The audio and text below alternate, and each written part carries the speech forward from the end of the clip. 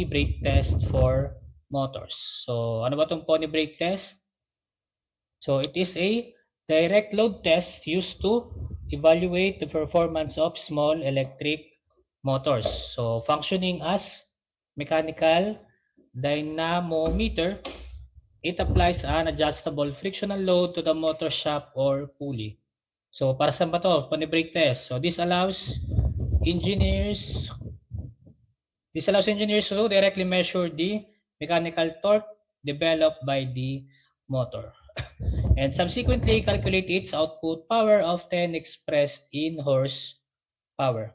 So yung torque na yon ay yung kailangan natin kung gaano ba kalakas yung hatak ng ating motor. So yung horsepower, yun na yung ating mechanical output power. So kailangan natin si pony brake para malaman to determine yung ating value ng ating mechanical torque develop in order for us to compute the output power ng ating motor. Mechanical output power in horsepower. So the standard setup involves a friction band or wooden blocks clamped around the motor's pulley. So a lever arm or a fixed known length extends from the brake assembly with its free end resting on a weighing scale. So when the motor operates, the friction between the pulley and the brake attempts to rotate the lever arm in the direction of the motor's rotation. So the scale measures the physical force of this rotational pull. So here is a sample figure image ng ating pony brake test. So we have here our DC motor. Ito yung ating motor, DC motor. Tapos meron tayong shaft. Di ba ito yung ating motor. Dulo ng motor. Tapos connected yung shaft natin. Yung shaft natin dito sa kabila, ito na yung papuntang armature. So itong shaft na to, ito na yung pinagkakabitan natin ng load depende sa ating paggagamitan. Yun yung ating shaft. So dito kay pony brake test, itong shaft natin to connected dun sa ating brake drum. So ito meron ditong drum. So meron diyang brake na pumipigil dun sa ating shaft. So for visualization, sabihin natin front view, ito yung shaft natin. Okay, ito yung bakal na to. Front view nitong ating shaft. Okay? So itong bakal na to, yung shaft natin yon, sa loob ng ating brake drum, may pumipigil.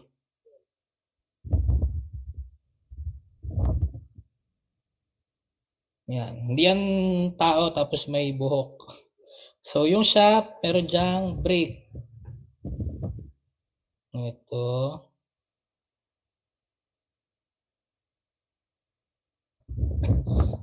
Okay. So yung brake pad na yan, o yung brake drum niyan, yan yung pumipigil sa pag-ikot ng ating shaft. Okay, so umikot yung ating shaft, meron tayong brake drum, brake pad, pipigilan niya yung pag-ikot ng ating shaft. So habang umiikot yung ating shaft, merong ikot, syempre may movement yung ating lever arm. Yung ating lever arm, merong movement yung ating lever arm, nagkakaroon ng reading yung ating scale. So may movement. So either pataas, pababa yung movement ng ating lever arm. Tapos meron tayo ditong dead weight. So connected yung ating lever arm sa isang pampabigat. Para lang pangontra dun sa ating spring scale. So determine natin yung movement na yun. So yung movement nito ng ating scale, makukompute na natin yung torque na ating hinahanap. So ano ba yung torque? Ang torque po is a rotational moment of force. So ito ay twisting force. Yung torque, gaano kalakas yung pag-ikot. Okay, yun yung ating torque. So yung torque dito sa pony brake test, sa pag-determine ng value ng torque ng isang motor, so we have here this formula. Torque is equal to S minus W multiplied by L. Okay, yung S, yung reading natin, spring scale reading, may scale tayo dito, yung reading noon minus yung ating pampabigat, yung ating dead weight. So both sila in newtons dapat So kung binigyan kayo ng mass dito sa dead weight nyo, convert nyo muna into weight. So, multiply nyo ng 9.81 para makakuha kayo ng unit na newtons.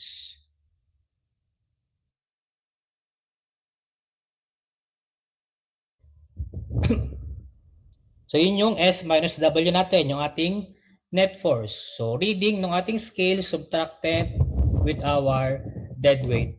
Multiply by L or yung lever arm length. Yung gano'ng kahaba itong ating lever arm mula dun sa ating shaft. Mula dun yan sa shaft ha, hindi dito sa breakdown, sa shaft. Yung dulo ng ating motor. Papunta hanggang dulo ng ating tapat ng ating spring scale at saka ng ating dead weight.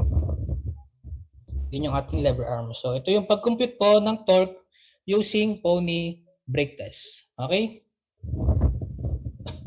Para sa pony brake test, to determine yung torque ng ating electrical DC motor.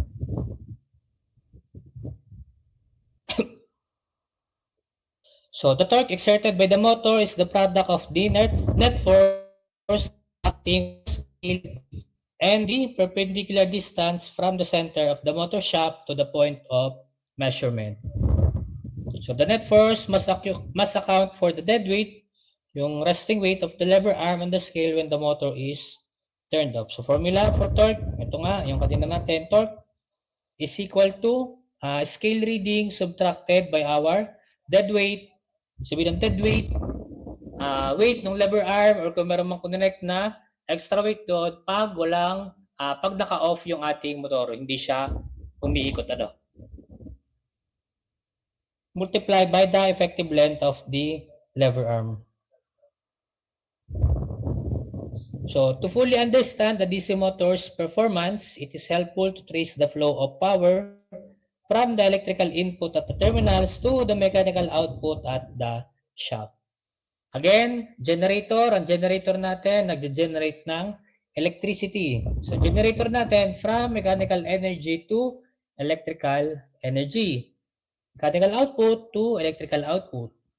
Ngayon, yung ating motors, ang motors natin is reversed nung generator. So, kay motor, ang motor natin is from electrical energy to mechanical energy. So, we have the electrical input power hanggang mechanical output power dun sa ating shaft. Okay? So, this process involves 3 distinct stages of power. So, we have electrical input power, then we have the electromagnetically developed power. So, ito yung power developed dun sa ating armature and ang ating output na mechanical output power. So, natatandaan sa generator. So, syempre, matatandaan nyo na kasi hindi nyo nasagutan no midterms. Ang generator natin, from mechanical input power, may mechanical losses, meron tayong power generated. After power generated, meron tayong copper losses and yung ating electrical power output. Yun yung ating generator. So, reverse lang ng generator si motor. So, kay motor, meron tayong electric input power. Okay? So, kung output kay generator si electric power, ngayon kay motor, yun na yung ating input. So, we have electrical power input. Then, magkakaroon kayo ng mga copper losses. And then, we have the power developed kay armature. Okay? Ka-generator, need natin ng power. Kaya siya ay power generated. So, kay motor, tawag doon is power developed doon sa inyong armature.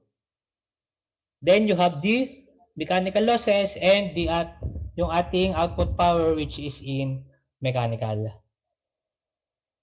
So, dito yung total electric power supplied to the motor from an external DC source is the product of the terminal voltage and the total line current drawn by the motor. So, kung hindi given si input power, binigyan lang kayo ng terminal voltage at saka line current. So, pwede nyo makompute si input power pag multiply nyo lang si terminal voltage or supply voltage and si line current. So, kung kailangan nyo si line current, hindi binigay, tapos binigay naman si input power, edi solve lang din using this formula. So, next, electrical power. As electrical power enters the armature, A portion of it is converted into mechanical power through the interaction of the magnetic fields. So this internal power, often called the gross mechanical power or the developed power. So it bridges the electrical and mechanical domains. Parang malalim, bridges the electrical and mechanical domains. Ibig sabihin lang nun, yung dulo ng electrical side natin is yun yung start ng ating mechanical side. Bridges, pinagdudugtong. Dulo ng electrical, start ng mechanical. So it can be calculated electrically using the back EMF and armature. Kasi nga, dulo siya ng electrical side natin, pwede nyo makompute via electrically, calculated electrically. Or mechanically, since yun ay start ng ating mechanical side, mechanically using developed torque and speed. So power developed is equal to EBIA. Pwede rin 2 pi NT kung mechanical. So pag gagamitin nyo itong formulang to, ang kailangan nyo po sa N, kaya yan na small n, yung formula dyan, ang unit dyan is revolutions per second. So usually, ang given is in revolution per minute. So kung invert nyo muna into seconds, didivide nyo lang naman into 60. Then yung ating torque develop. Torque develop is the internal developed electromagnetic torque. Unit natin, Newton meters. So same siya dun sa torque pag nag-compute tayo gamit ang Pony brake test. So next na yung final mechanical power. Final mechanical power available at the motor shop to drive a physical load. Okay, ito na yung inyong mechanical output power. Ano ang kailangan natin kay motor? Yung kanyang shaft. Yung shaft na yon, ayun doon yung pinupunta ng inyong mechanical energy. So doon nyo kinoconnect kung anong mga application ng paggagamitan ng inyong motor. So kung yan ay motor sa elevator, so magkoconnect kayo dyan ng gears and pulley. Hila patataba yung mga elevator. Pwede rin electric fan. So kung electric fan yan, LC yung i-connect nyo dun sa shaft nyo. So yung shaft, ayun na mismo yung mechanical output ng ating motor. Electrical to mechanical energy. So yung mechanical energy doon, yun na yung. So nakadepende na kung anong i-connect mo sa shaft, depende dun sa application na paggagamitan ng iyong motor. So pag-compute ng ating output power, kailangan natin is in horsepower. Output power natin, which is in HP, horsepower, hindi Harry Potter, is 2 pi NT over K. So yung 2 pi natin, ayan ay due to, since pabilog yung ating shaft, so yun na yung, doon lang nagmula yung ating pi doon, yung ating angular velocity. Okay, yung 2 pi na yun. So HP, mechanical output power natin, in horsepower, yung ating revolution per minute. So wag malilito, yung kanina N, small n, revolution per second. Ito sa formula natin, malaking N. So ito ay revolutions per minute. So yung T natin, torque natin is yung shaft torque developed. So unit depends on the constant use. So itong K natin, unit conversion constant. Yung K natin magbabago depende sa given unit ng inyong torque. So ito yun. So yung value ng K dun sa formula, 2 pi NT over K, ito yung ilalagay nyo na K. So pag ang binigay sa inyong torque unit, naka-English, naka-pound-feet, pound-feet yung unit na binigay kay torque, ang gagamitin yung K is 33,000 to compute the output power. So kung naka-SI naman, naka-metric, gagamitin nyo, binigay sa inyong unit ni torque is Newton meters, so ang gagamitin K is 44,760. Pag ang binigay na unit ni torque, pound-foot, use K, 33,000. Pag ang binigay na unit ni torque, Newton meters, gagamitin si K na 44760. Pag nakalimutan yung constant na napakadaling tandaan na lang, yan na lang yun, edi mag-manual solve kayo ng conversion ng unit. Ano? So the mechanical power in watts, naka 2 pi NT over 60. So since 1 horsepower is 746 watts, so ginawa lang yung 16 yon, multiply sa 746, kaya meron kayong 44760 sa ilalim kay metric kay SI unit 2 pi NT over 44760. 2 pi NT over 4460 kay 44760 kay K. So kung binigay na torque is pound-foot, gagamitin 33,000. So conversion na yon nung 33,000 papunta kay yung 33,000 conversion ng foot-pound per minute papunta kay horsepower. Para hindi na mahaba, ayun na lang ang tatandaan, si K, 33,000 and 44,760. So torque, ano ba si torque? Torque in electromechanical systems, si torque is representing the turning or twisting moment of a force applied around a specific axis of rotation. Again, si torque daw is a twisting moment of a force applied around a specific axis of rotation. So it is a fundamental parameter for understanding motor output and is defined as the product of the applied circumferential force and the radial distance from the center axis. So si torque is a twisting moment of a force. So kung natatandaan nyo, engineering mechanics, meron tayong gantong example, yung ating moments, meron tayong hinge, tapos may ganyan, may lever, tapos may force tayo. So yung force na yon, itutulak na yung lever with the direction of the force, So ganyan. Tapos, kino-compute natin yung distance nung mula dun sa ating reference point papunta dun sa inyong force. Natatandaan to? Ito yung moments natin. Moment at A.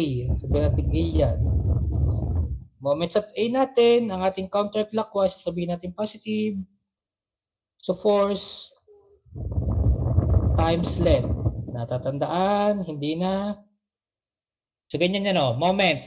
Engineering mechanics. So si torque din, ganun din. Si torque is a pinagkaibahan lang siya ay twisting moment of a force, So yung kanina, tulak-tulak lang, si torque is twisting force. So since umiikot yung ating shaft, siya ay turning or twisting moment of force. So yung F dito, yung force natin, and then yung R dito is yung circumference of a pulley. So radius R. So distance pa rin, Isipin nyo, ito yung ating shaft. Ito yung center of axis niya. So merong force na nagpapaikot dun sa ating shaft. Okay? Twisting force, and then yung distance mula dun sa center ng force na yon, puntang radius, is yung ating R. So yung radius mula dun sa center hanggang dulo ng ating shaft, yun yung ating R. So ito ang pag-compute ng torque. So yung kanina natin, yung pony brake test, ginagamit lang yon to determine yung ano ba yung output ng ating motor. So pony brake test, ginagamit lang siya pag meron kayo ng equipment na pang pony brake test. Okay? So kung pony brake test, tinanong mismo sa problem, determine the torque using pony brake test, tapos bibigyan kayo ng scale rating at saka ng dead weight, yun yung gagamitin yung formula. So pag hindi sinabing pony brake test, walang binigay na dead weight, scale weight, ito yung gagamitin yung formula sa pagkuha ng. Sa problem, hindi in-specific na pony brake test yung kailangan. Binigyan kayo ng scale reading at saka ng dead weight. Pero ang pinapahanap sa inyo is torque using this formula. So kahit nigyan kayo ng scale reading and dead weight, ito ang gagamitin nyo. No? So babasahin ng maigi ang problem kung ano mismo ang hinahanap para hindi malito. So when the pulley completes exactly one full revolution, nakaikot mismo yung inyong shaft. So the physical point at which the force is applied travels a linear distance equal to the circumference of the pulley. So which is 2 pi r. Formula ng circumference, 2 pi r. So the mechanical work done during this single revolution is the product of the force and the traveled distance. Work done is force times distance. Natatandaan to, engineering mechanics din. Work done is equal to force multiplied by distance. Ito ay force, and 2 pi r is distance. Yung circumference, yung ating shaft, after niya makaikot ng isang buo, nakatravel siya ng equivalent sa kanyang circumference. Ano? So, yun yung kanyang distance. Circumference niya, distance traveled niya. Next, power is defined as the rate at which work is performed over time. So, meron ka ng work, force times 2 pi r. Yun yung inyong work done. Ang power defined as the rate at which work is performed over time. So, meron ng, ang power is work multiplied by time. So, if the pulley rotates at a speed of n revolutions per second, so ito dapat ay maliit na n kasi RPS, maliit na n. So, meron tayong power, ano? So, work multiplied by time. In time natin, yung revolution per second. So, we have power. So, kaya lang binanggit yun para lang derivation lang yun ng formula nitong mga susunod na to, ano? So, by rearranging this formula to group the force and radius, we get ang power natin is equal to force times R. Yun yung ating work done. Multiply by, ito yung ating power, F times R. And then, yung ating work done na 2 pi n. So, since F times R is equal to the torque, tatandaan, formula ng torque, force times distance. And 2 pi n represents the angular velocity. Itong 2 pi n po, angular velocity, 2 pi n. In radians per second, yung unit ng velocity. Anong angular velocity? The universal equation for rotational mechanical power emerges. So, ito yung ating universal equation for rotational mechanical power. TW. So, torque multiplied by angular velocity. Ano ibig sabihin ng angular velocity? Diba ang ating velocity is speed. Okay? Angular velocity is yung, since bilog yung ating shaft, yung pag-ikot. Angular velocity ang tawag dun sa rotational speed, which is in radians per second. But in most real-world engineering applications, yung motor speed natin N is measured in revolutions per minute, naka-RPM. Instead na RPS, ano? So, to account for this conversion, the angular velocity is expressed as 2 pi n over 60. So, nirekta namin, dinivide na sa 60 para naka-RPM na, ano? So, gagamitin mong N dito is RPM. Andyan yung 60. Kung naka-RPS ka, edi itong 2 pi n lang ang inyong gagamitin. So, substituting this into the power equation provides the standard engineering formula for mechanical power in watts when the speed is given in RPM. So, pag binigay sa inyo, naka-RPM, ito yung gagamitin nyong formula. So, power is equal to 2 pi nt over 60. Power, 2 pi nt over 60. So, kung i-simplify nyo na pa to, 2 pi over 60, ito ang lalabas, nt over 9.55. So, nakadepende na lang sa inyo kung saan kayo mas madadali ang magkabisa, ano. Either ito, nasa taas, or yung inyong nasa baba. Maalin, parehas lang yan, ano. So, armature torque in a DC motor, ano yung mga torque kay DC motor? So, the gross mechanical torque developed internally by the armature of a direct current motor is known as the armature torque. The gross mechanical torque, yung twisting force developed sa loob ng ating armature ng isang DC motor ay tinatawag na armature torque. Again, yung twisting force ng ating armature, tinatawag siyang armature torque. So to derive its formula, we must establish the relationship between the mechanical power developed by the rotating armature and the electrical power converted within it. So if the armature rotates at speed and revolution per second. So the mechanical power developed, ito yun, yung ating PDEV, start ng mechanical side, PMEC, is 2 pi n T. So armature torque multiplied by 2 pi n. So ito din yun, ano? 2 pi n T. So dito lang, ang gagamitin mo is naka revolution per second, kaya may maliit na n dyan. So power developed is 2 pi n T. Pag RPS, yung binigay na n, pero usually nga, naka RPM yan. So general formula na gagamitin nyo, 2 pi nt over 60. Ito yung inyong power developed pag pinag-usapan natin si mechanical side. Again, ang input in mechanical is yun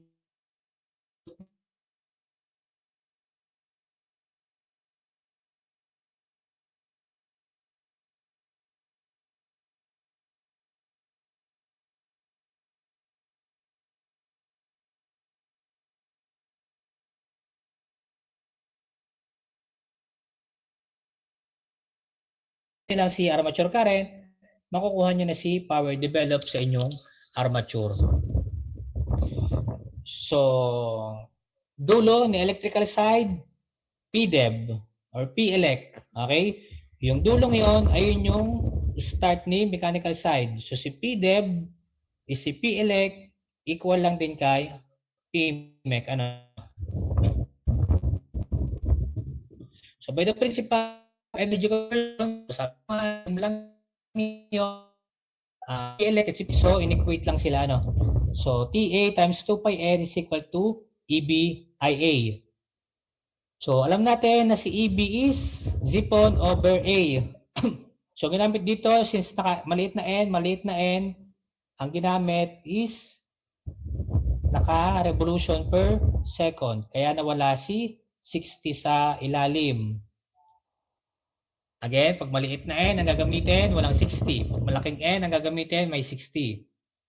So, sinubstitute lang si EB papunta dito. Sa formula natin to. Ito na yon. From that, matiderive natin yung formula ng armature torque. Ito yung ating armature torque. Isisimplify nyo pa yung mga constant, 1/2 over pi. Ito yung kakalabasan. Ano? So, mula dyan, masasabi natin, aalisin natin yung mga constant. Yung ating number of conductors is constant naman. Ang ating armature torque is directly proportional kay flux and armature current. Yung ating armature torque directly proportional kay magnetic flux and armature current. Ano ibig sabihin ng directly proportional? Equal, ano? So, equal si armature torque kay flux multiplied by armature current. So, yun yung fundamental proportionality. General formula natin. However, different types of DC motor respond to physical loads. Kay series motor, yung field winding is in series with the armature. Okay, kay series motor natin, field winding natin is kay armature. Meaning, yung field flux natin, yung flux, is directly produced by the armature current. So, iisa sila, ano? Yung flux natin is equivalent lang din kay IA. Kaya pag series, tapos sinabi na before the magnetic core reaches saturation. Ibig sabihin siya ay unsaturated. Yung ating formula na torque is equal to flux IA. Since si flux is directly proportional nga kay IA, equal lang din sila. Meron tayo ngayon kay series motor ng armature torque is directly proportional kay IA squared. So naka-squared na si IA since si flux nyo is equivalent lang din kay IA. Okay? Kay shunt motor naman, shunt motor, yung inyong RSH, field winding nyo, is connected in parallel with the supply voltage. Okay? Assuming yung supply voltage nyo is constant, hindi pa bago-bago yung supply, yung inyong RSH, yung inyong field current, yung inyong ISH, field current, and the magnetic flux remains practically constant regardless of the load. Ano? So, hindi na yung magnetic flux kahit magbago yung inyong load. So, since yung inyong magnetic flux is constant, the torque becomes directly proportional to the armature current alone. So, constant yung inyong magnetic flux kay shunt motor. So, pag shunt motor, meron na lang kayong armature torque directly proportional sa inyong armature current. Again, ibig sabihin ng directly proportional, equivalent siya sa equal. Ano? So, equal si armature torque kay, hindi siya equal. Directly proportional does not equate to, this is not equivalent to equal. Ano? So, hindi equal to kasi ito nga ay torque, ito ay Newton meter, yung inyong ampere, armature current is in amperes. Di sila equal pero directly proportional. Anong ibig sabihin nun? Pag tumaas si armature current, tataas din si armature torque. Yun yung ibig sabihin nung directly proportional. Pag tumaas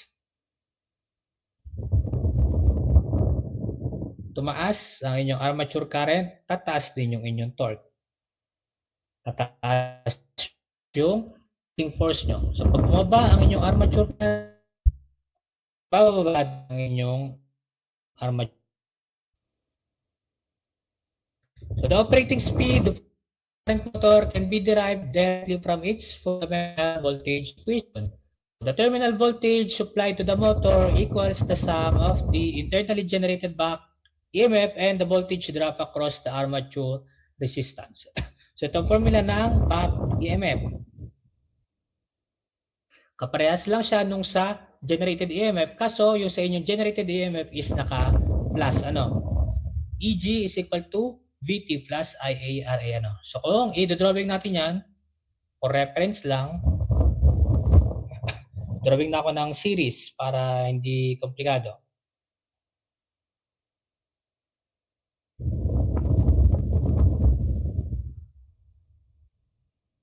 Okay, so kung i-KVL natin to, ang clockwise ay positive. So positive yung inyong EB.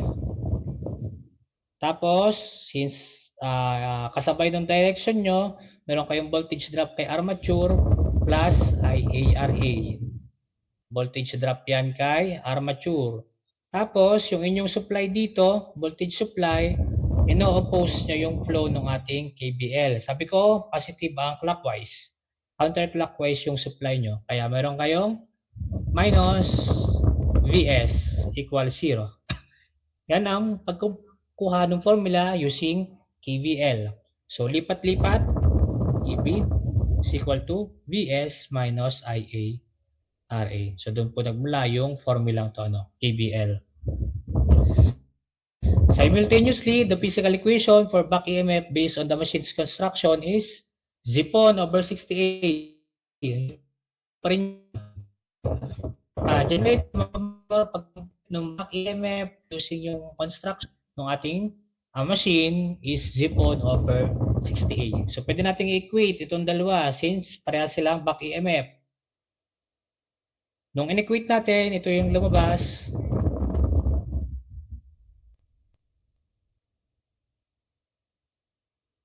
In-equate natin, kinuha natin si N. So, from that, meron tayo ditong, ito ay mali, meron dapat diyang over.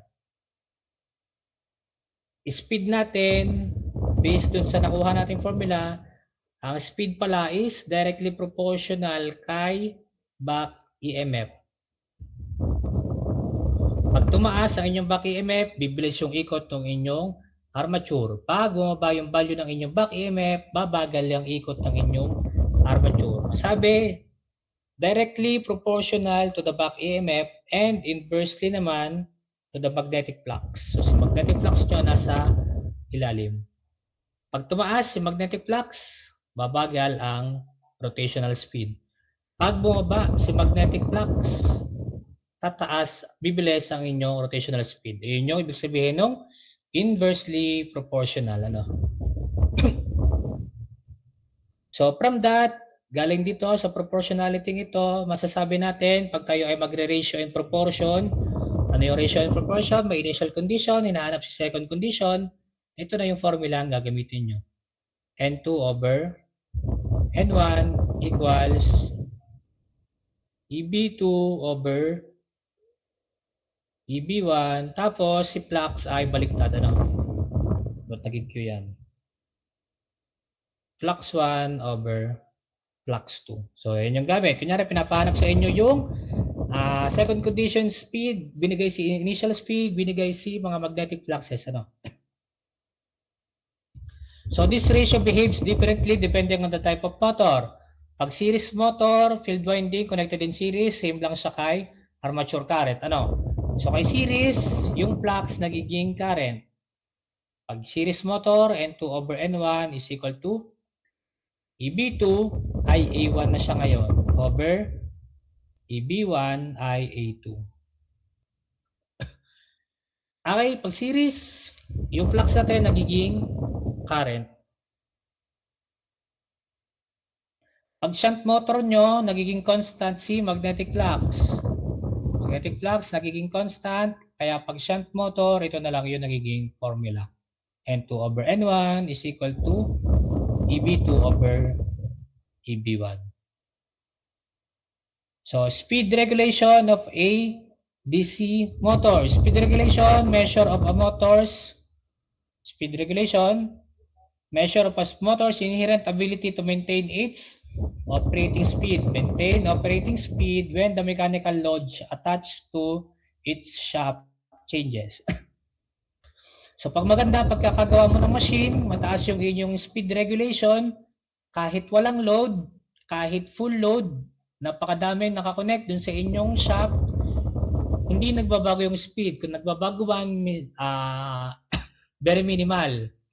Pero pag pangit ang pagkakagawa nyo ng inyong motor, napakababa ng inyong speed regulation, kahit konting load lang ang i-connect nyo sa inyong shaft, so may epekto na agad sa inyong motor at babagal na agad yung pag-ikot ng motor.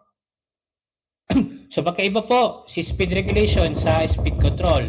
Speed regulation naka-base sa pagkaka-construct ng inyong motor. Ang speed control naman is using external forces. Pwede kang gumamit ng rheostat or VFD. So ito yung nagpapabagal ng inyong motor. Pwede nyo kontrolin yung bagal niya externally, gamit ang external device. Formula kay speed regulation. Meron tayo dito ang formula natin kay speed regulation. Speed regulation natin para lang siyang voltage regulation. Speed regulation parang voltage regulation kahit generator. So we have SR. So no load speed.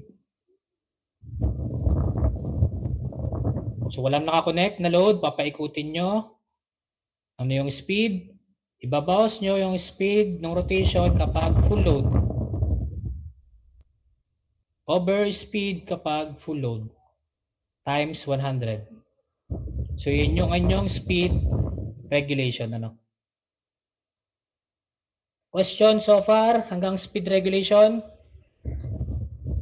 Question so far hanggang speed regulation?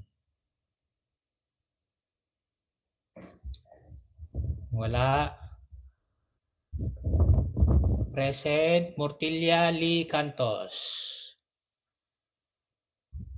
Cantos, present daw. Si Lee present at si yeah. Balikpik din daw ay present.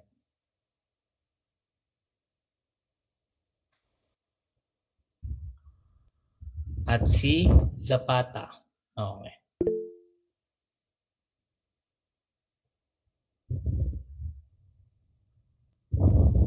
Pati Perez.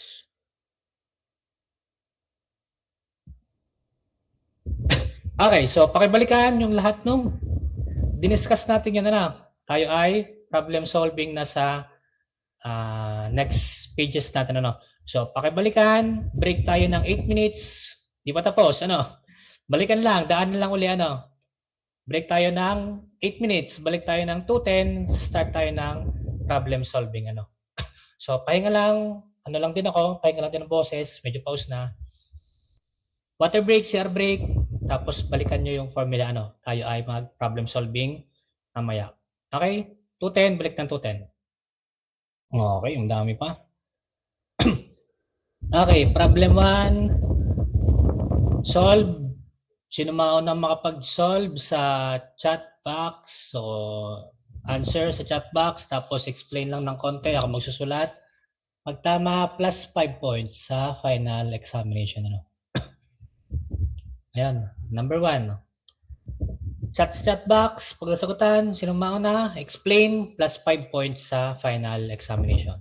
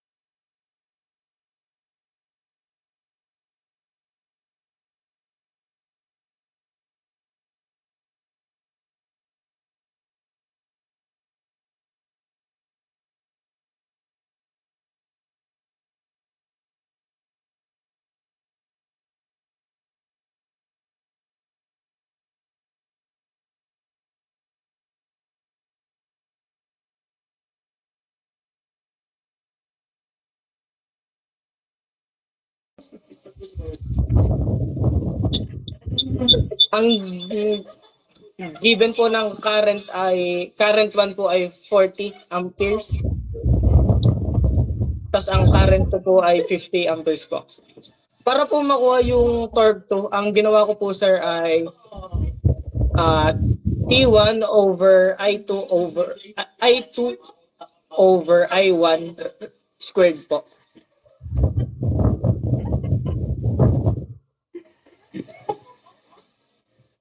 So bakit naka-squared? Sagot.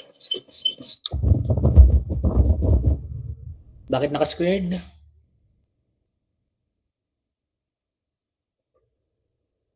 Sir, ano po yun? Medyo choppy lang po. Bakit naka-squared?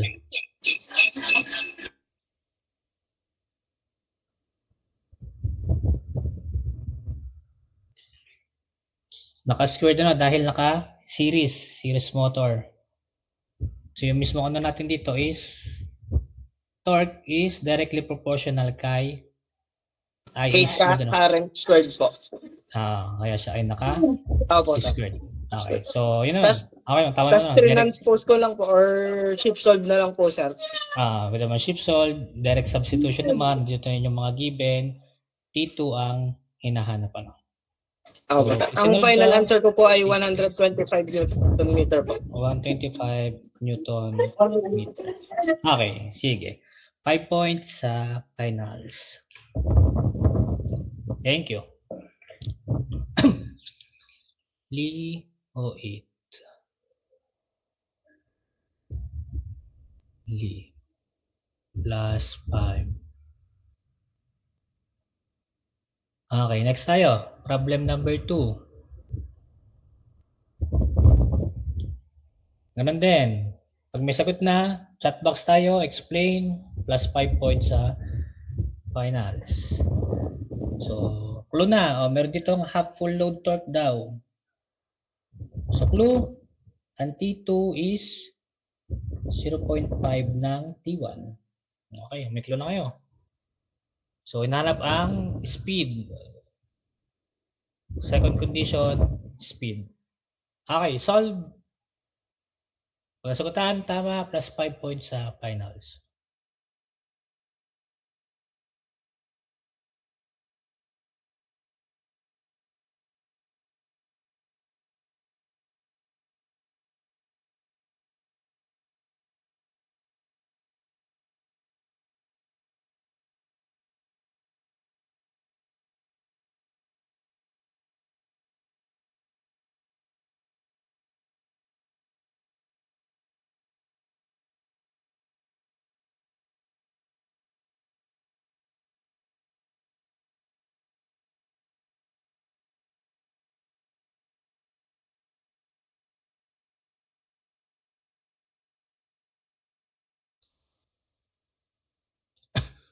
Sige, explain. 1188 RPM.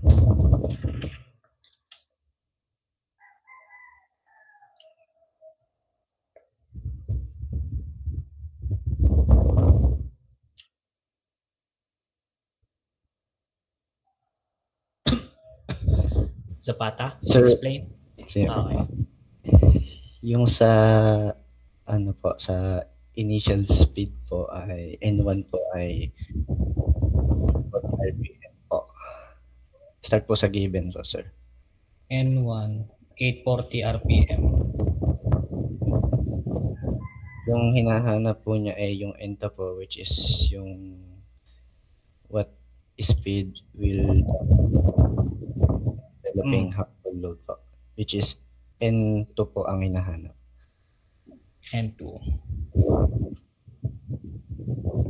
Okay. So, meron po tayo, sir, na I po na 60 ampere po. I1 na 60 amps. Okay. I1 pa. I1 po. I1 na 60 amps. Sa half full load torque po ay para makuha po yung IA2 po ay gagamit po tayo nung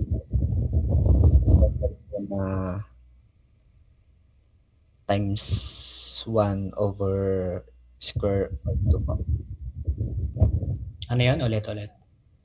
Yung sa half torque po na sa IA2 po Okay, ay sabihin mo yung equation mo.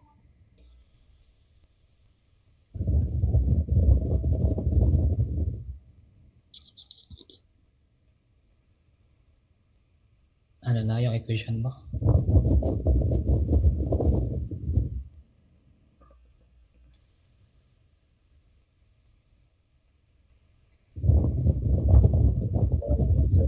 Yung 60 over... Bali po magiging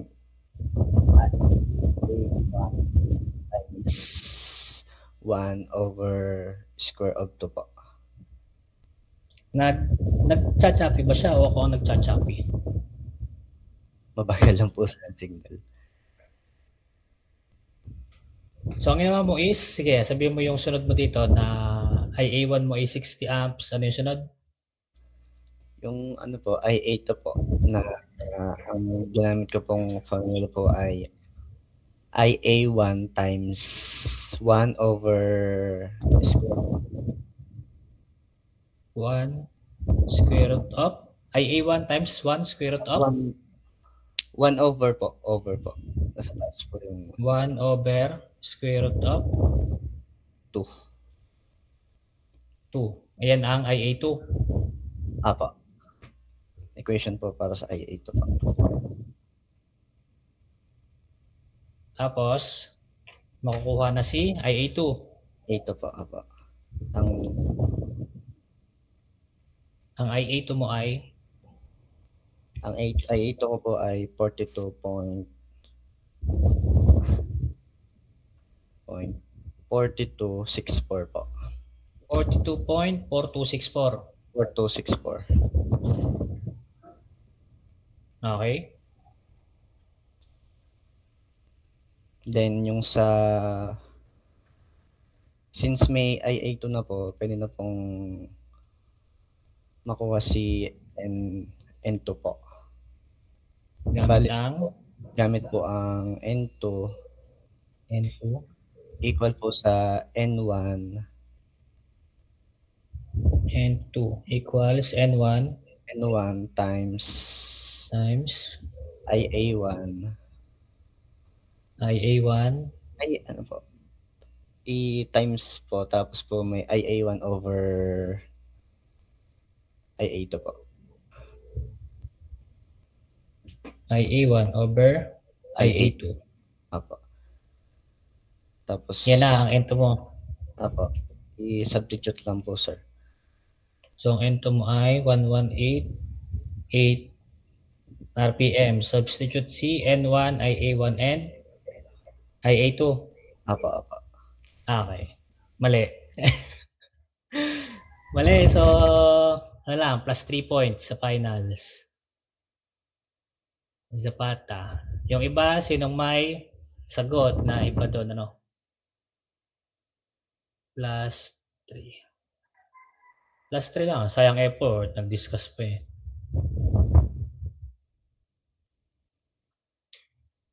Yung iba, wala.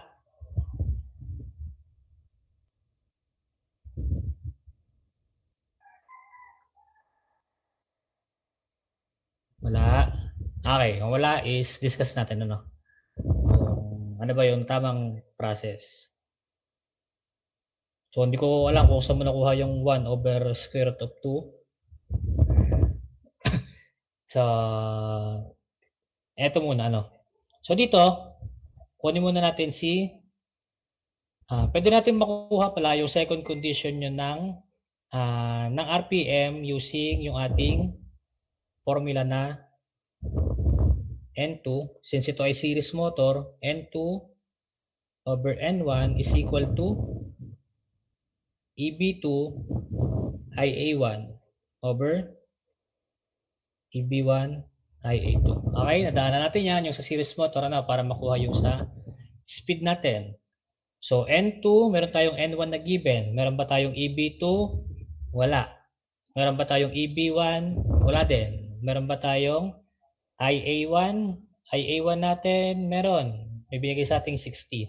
So, IA2, wala din. So, kunin muna natin si EB1, ano? EB1 equals Vs minus Ia Ra. Supply voltage natin 400 minus meron daw 60 amps times Ra 0.1 ohm. So meron tayo dito ang EB1 na 394 volts. EB1 meron na tayong EB1, okay? Tapos ang sabi, ang torque daw half full load torque, so yung inyong T2 is 0.5 ng T1. So need nating i-consider to ano. So paano natin yan gagamitin? Sabi pag series motor T2 over T1 is equal to IA2 over IA1 na naka-squared. Kukunin natin ngayon si IA2 ano, kasi meron tayong IA1 kanina, nakuha natin si EB1. Para makuha natin si EB2 dito, para magamit natin si EB2, kunin natin si EB2. Para natin makuha si EB2, kailangan natin si IA2.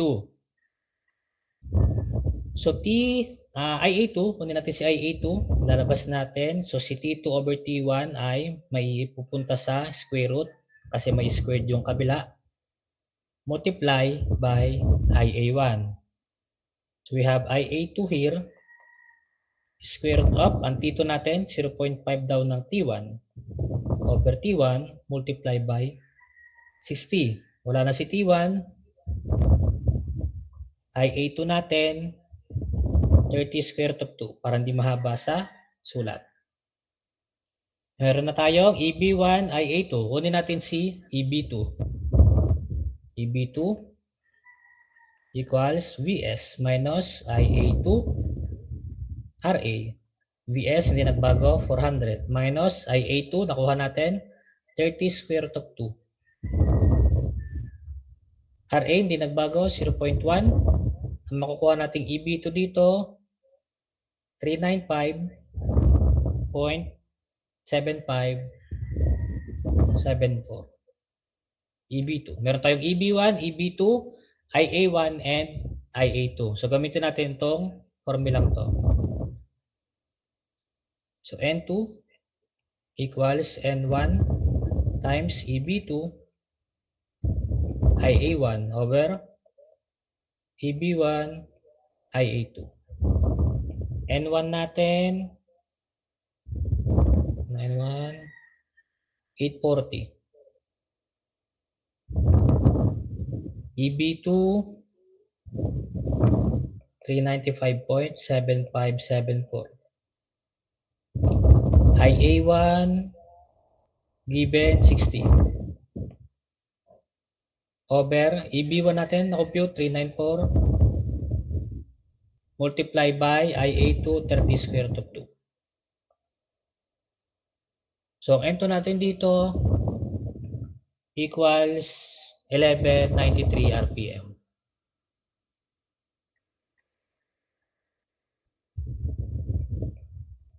So yun yung tamang process. Question? Okay, so try number 3. So baka yung iba niligtangan yung 2 kanina kasi inunahan na sa 3. Sige, solve ko na yung 3 para mahaba yung oras ko. Ano? Meron na ba? Aba, wala. Okay, so try muna number 3 ano.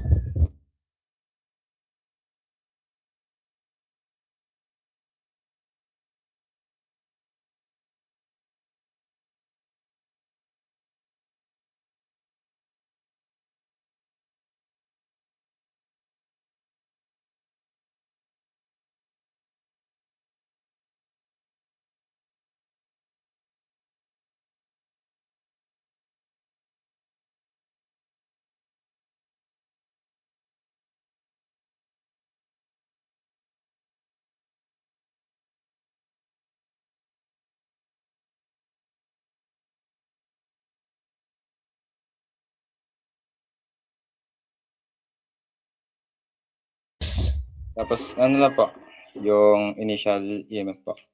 yung V Back minus EMF.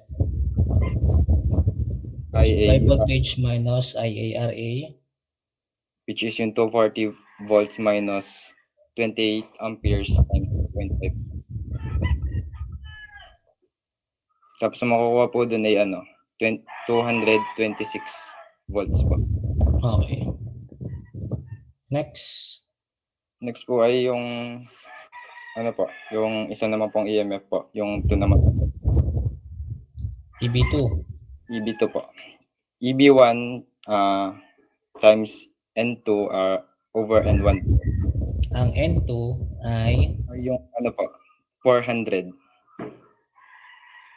ulit. Ang hinahanap ay EB2. EB2 po. Ang EB2 mo ay EB1 equals sa N2 EB1 over times N2 over N1. Okay. bali po So ang EB1 yan ay natin 226 volts po times 400 RPM over 600 RPM po. equals 150.67 volts. 150.667. 67. Okay. Tapos, Tapos, yun, kukunin na po yung total resistance po. R total po. paano? Anong yung ginawa doon? Po? V minus EB2 over IA po. V minus EB2 Over IA po. IA ay equal to Pag po 3.19 po. Ohms po. ulit. Anong kasunod dito? Ang huli po niya na para makuha na po yung R series na po ay yung R total minus RA po. Which is yung nakuha Equals. I-equals to. Apa. Equals RT minus RA. Apa. Okay. Which is yung 3.19 po at minus 0.5 po. Saan galing ang yung 3.19? Yun po yung sa R total po. Nga, saan galing yung R total mo? Pinag-minus ko po yung V minus EB2 over IA po. Okay. Ito ay V minus EB2 over IA mo ay is equal to 3.19 3.19 po. equals ganyan.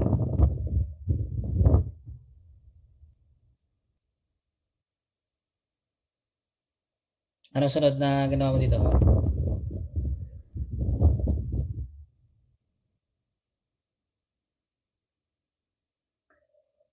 Tapos, anong next step mo dito?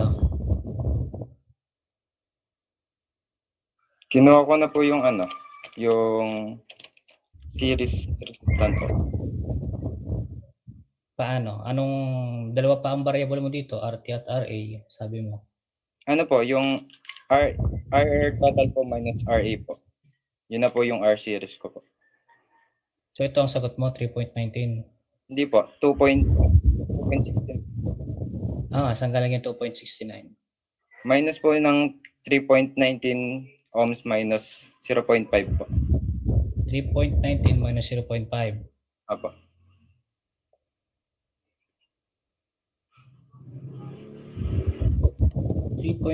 minus 0.5.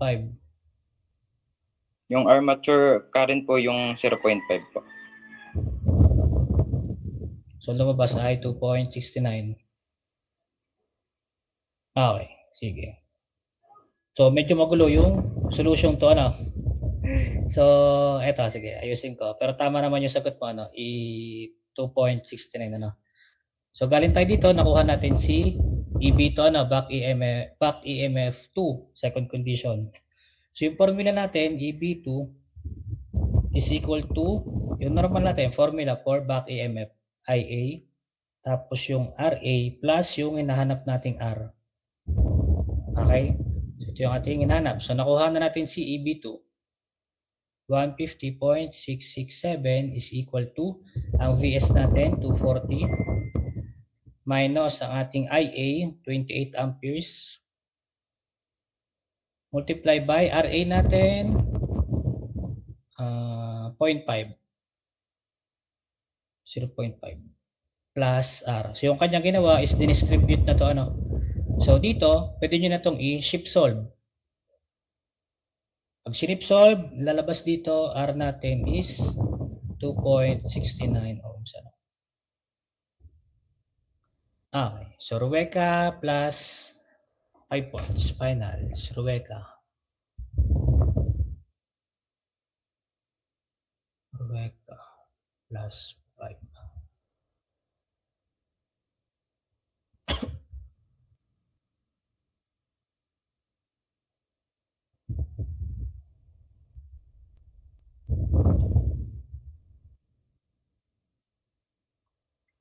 Okay, next.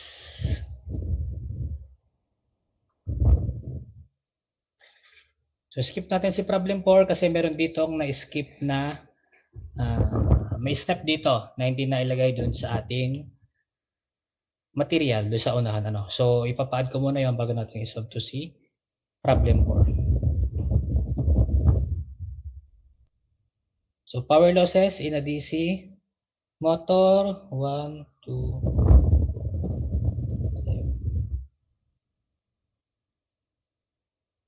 okay, so ano muna tayo?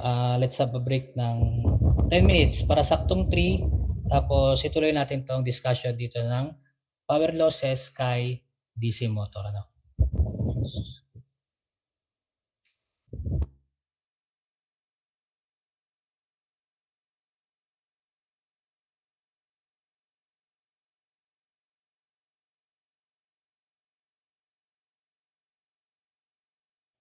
Mali. Hindi yung 310. Saktong 3 lang. Break be back at 3 p.m. 10 minutes lang.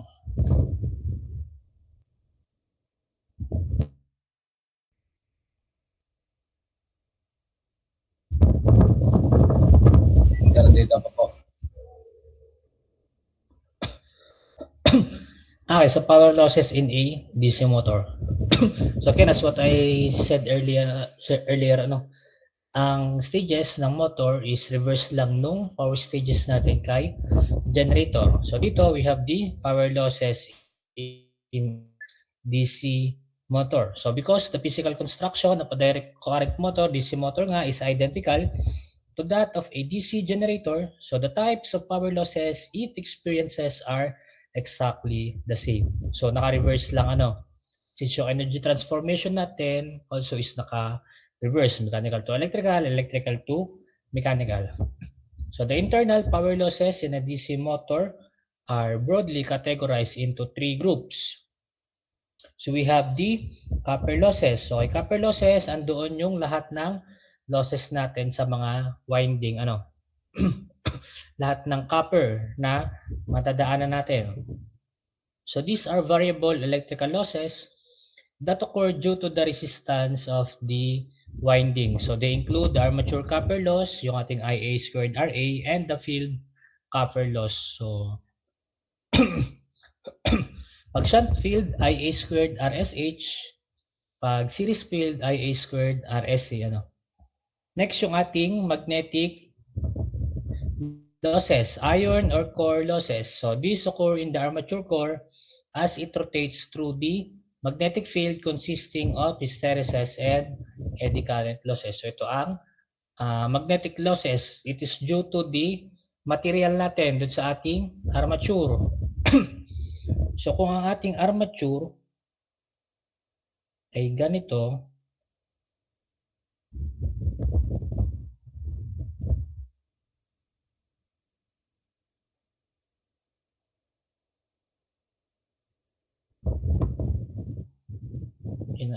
kung yan ay isang buo,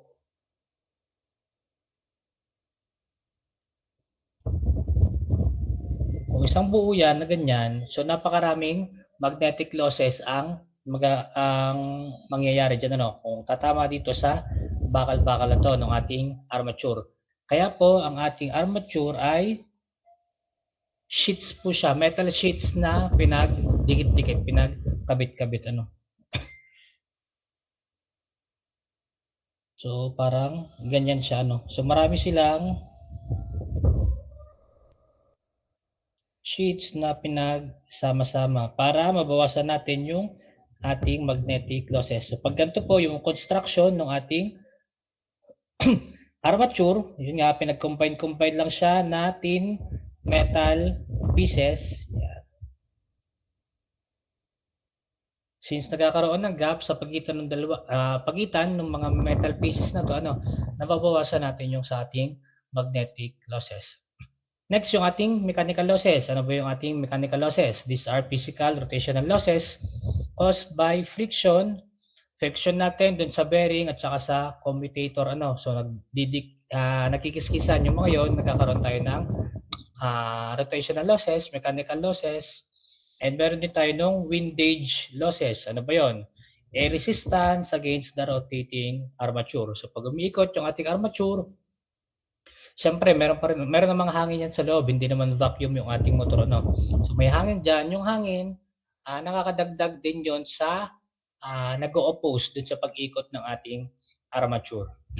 So itong magnetic at mechanical losses nung generator, pinagsasama ko na, pinabanggit ko na mechanical losses. Pero ang mas tamang term is pag kinambine mo sa magnetic at mechanical is stray power losses ano. Stray losses ang tamang term. So ito ay combination ni magnetic at saka ni mechanical losses, si stray losses. So the conversion of electrical input power into mechanical output power occurs in distinct stages, with losses subtracted at each step. So this process is best visualized through a power flow diagram. So we can evaluate the motor's performance across these stages using 3 different efficiency metrics. So we have the electrical efficiency, measures the efficiency of converting electrical input into internal mechanical power accounting for copper losses. So ito na yon, yung ating stages. Power losses in a DC motor. So A to B yung ating electrical side. Electrical. So dito sana hindi naman ito nung midterms maraming hindi nakasagot dito. So dapat natandaan na. So kung natandaan na yung sa generator, kay motor po babaliktarin na lang natin So napakadali namang tandaan. Generator nagge-generate ng electricity. So mechanical to electrical. Ano ang mga losses from mechanical? Di mechanical losses. Pag motor naman from electrical to mechanical. So ano ang mauuna? Mauuna ang electrical losses So dito A and B ang ating electrical. So ang input natin is electrical power input. Electrical input power. Okay, so magkakaroon kayo ng copper losses. The copper losses, meron kayo nung power develop.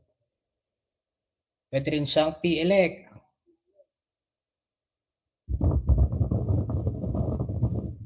P-elect, which is yung ating EBIA. Pwede rin PMEC. Yung PMEC natin, yung ating 2pi NT. 2pi NT over 60. PMEC, so isa lang yan. Ang dulo ng electrical is same lang dun sa start ng mechanical. So start na kayo ng mechanical. So ito ang ating mechanical side. So start ng mechanical side, magkakaroon kayo ng mechanical losses. Andito na yung inyong mechanical losses. So after nun, ang inyong main output kay motor is mechanical output power. So mechanical output power. So kung hinahanap electrical efficiency, lagi naman tatandaan ang efficiency output over input. So kung hinahanap electrical efficiency, output ng electrical. Ano ang output ng electrical? Yung inyong PDEV. Ano ang input ng electrical? Pin. Hinahanap mechanical efficiency. Ano ang output ng inyong mechanical? Ito yung dulo, P out. Ano ang input ng mechanical? PDEV. Overall efficiency, commercial efficiency, full load efficiency, pare-pareho lang ano. So ito, dulo-dulo naman kasi ito na yung buong efficiency na lang inyong buong motor. So we have P output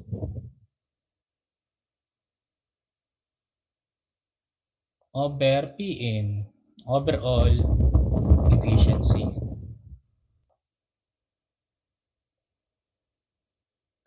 Mechanical efficiency, output P out over PDEV.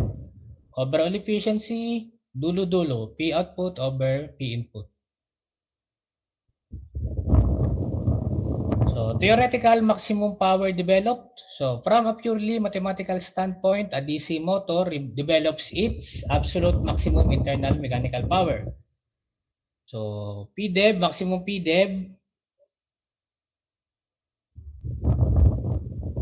maximum ang ating power developed kapag ang inyong back EMF ay kalahati ng supply voltage.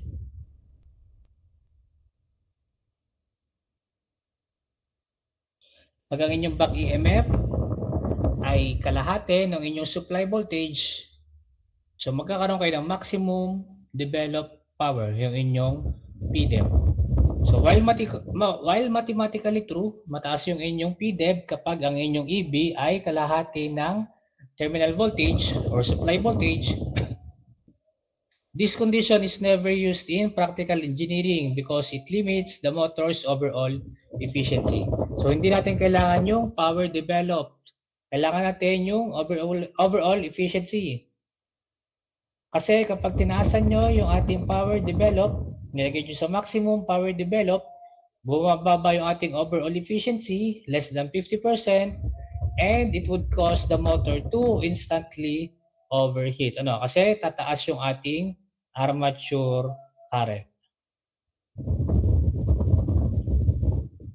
Maximum efficiency. So a DC motor operates at its peak or overall efficiency when its variable losses exactly equal its constant losses.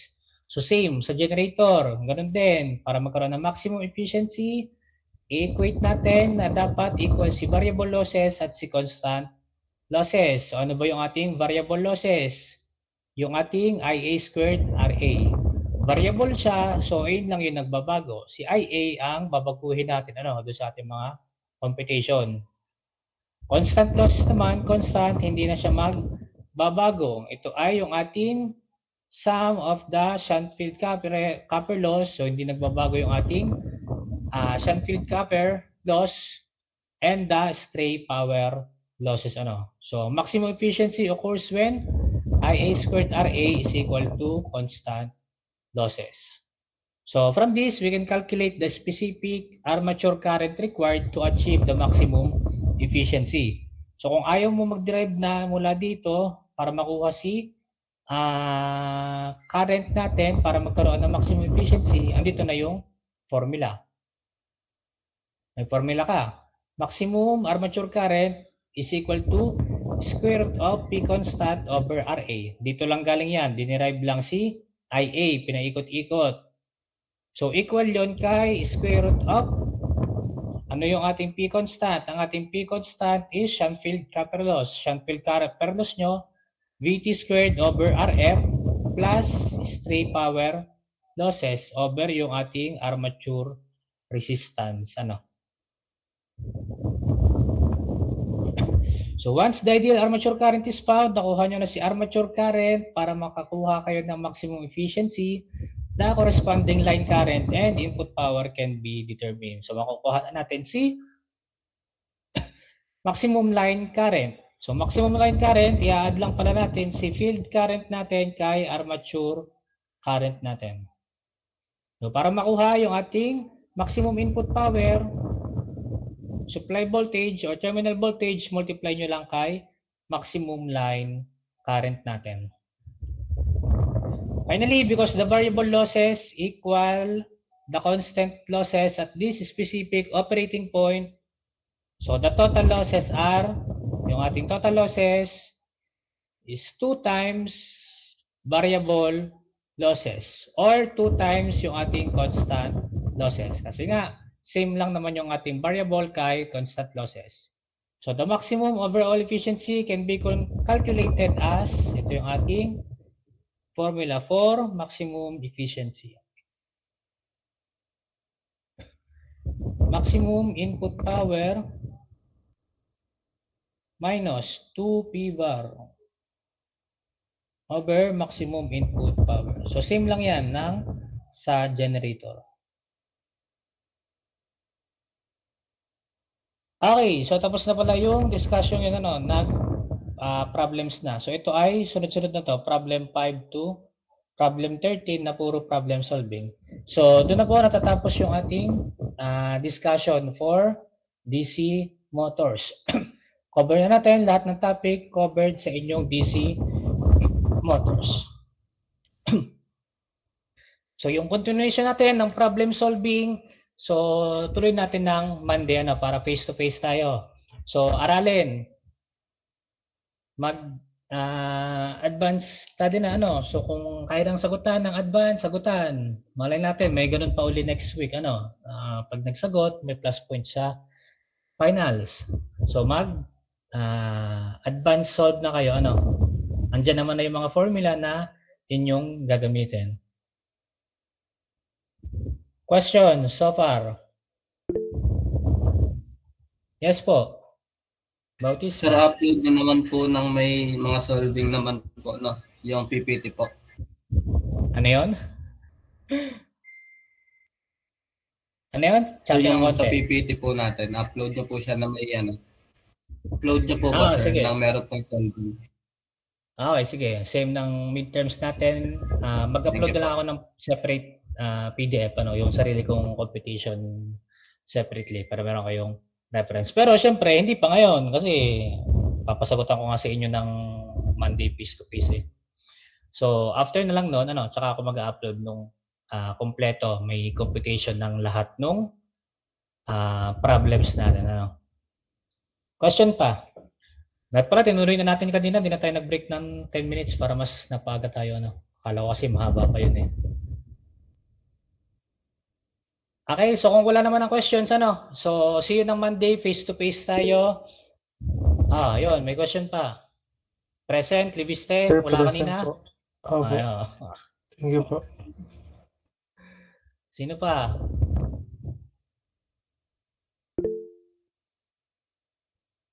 Laseras. Sa attendance din po, sir. Meron pa?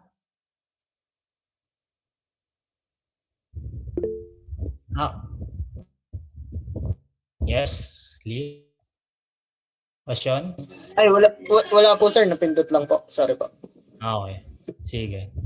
So kung wala naman see you on Monday, face to face tayo, advanced reading, try nang mag-solve, and pure solving na tayo ng Monday, Okay, so kung wala naman ng questions, early dismissal tayo, see you on Monday. Thank you.